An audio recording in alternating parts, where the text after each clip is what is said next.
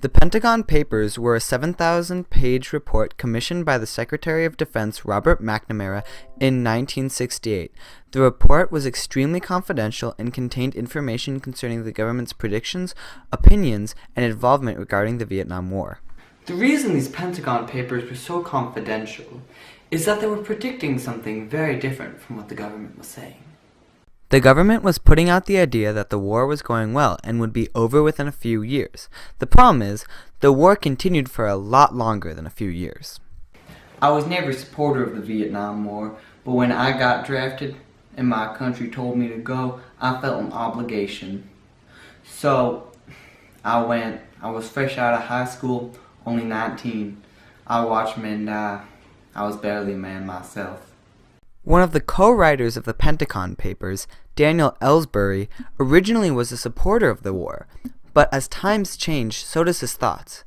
Ellsbury had come to believe that the war in Vietnam was unwinnable, said by History.com. He eventually had a full change of heart and believed that the public had the right to know what was going on. This led him to make copies of several parts of the Pentagon Papers and leak them to the press on June 13, 1971. Ellsbury was not a suspicious character. He was just a mild-mannered MIT researcher who no one suspected. It was a surprise to McNamara and even his closest relatives when he released those Pentagon Papers. The first press outlet Ellsbury brought the Pentagon Papers to was the New York Times.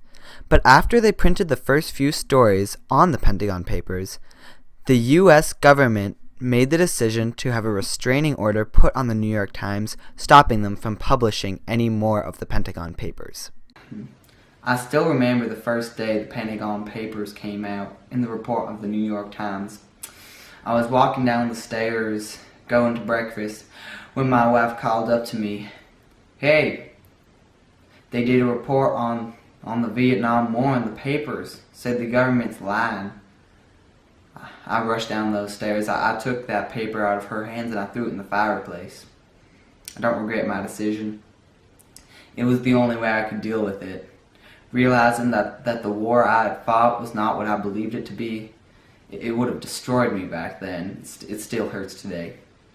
After Ellsbury brought the Pentagon Papers to a total of 19 other sources, the Washington Post and New York Times eventually brought the case to the Supreme Court on June 30th, only 18 days after the papers were first leaked. The Supreme Court had a 3-6 vote in favor of printing the papers. This had a profound effect on the public. In a time when support for the Vietnam War was already very low, the secrets revealed in the Pentagon Papers put support into a nosedive. There was outrage over the content of the Pentagon Papers. The Pentagon Papers confirmed many people's suspicions about the active role the U.S. government had taken in building up the conflict, said by History.com. Most of America just wanted the war to end. You know, after I came to terms with what was in the Pentagon Papers, I realized that if the government got its way, we'd still be fighting that darn war. It would never end.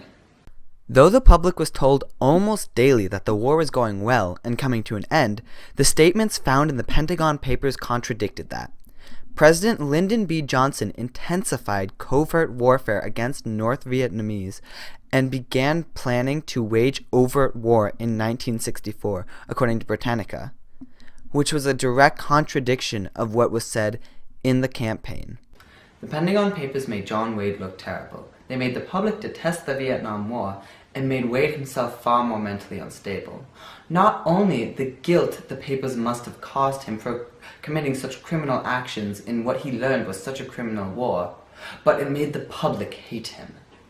In combination with the My Lai massacre, this was the reason that John Wade lost the election and eventually was the beginning of the end for him. The Pentagon Papers were the social downfall of the Vietnam War and the mental downfall of John Wade's life.